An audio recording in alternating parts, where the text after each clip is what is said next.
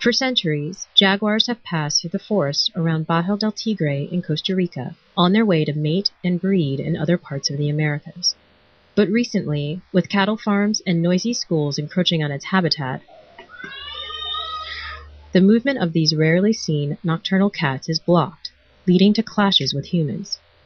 I saw many jaguars. I think that people used to kill them because they thought they were aggressive.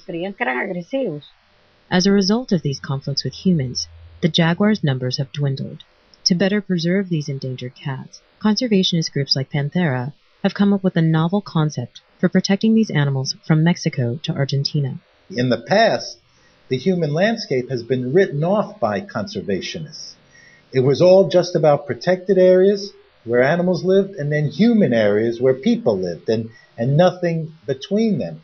Because jaguars and other large mammals need to migrate to ensure their genetic diversity, Panthera is working to establish a corridor of protected pathways that allow them to safely move through areas occupied by humans. The corridor looks like a mosaic of different kinds of land uses, mostly private land where people grow their food and earn their living, and the jaguar just kind of sneaks through it.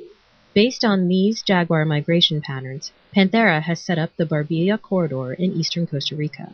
We're standing here like in the middle of the corridor, and you can see what a corridor basically would look like. It's not just a big chunk of forest. We have that, but we also have pasture lands, agriculture, and other sources of income for people to live there.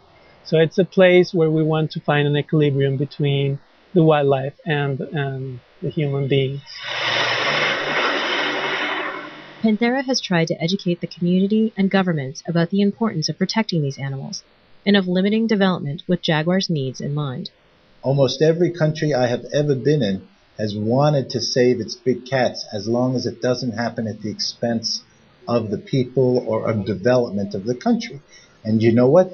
You can have big cats and still allow a country to grow and still have people maximally benefit from the big cats. But sometimes the desire to protect this reclusive cat runs counter to the needs of the community.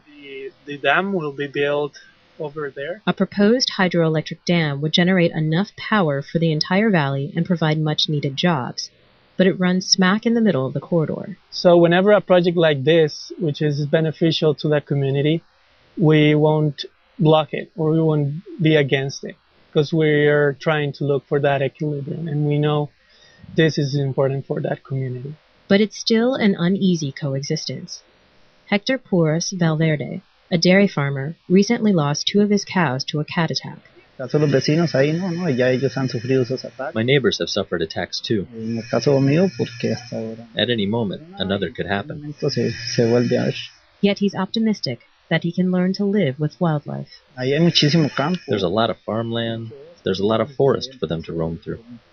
I feel it's better not to bother them. It's better to protect them.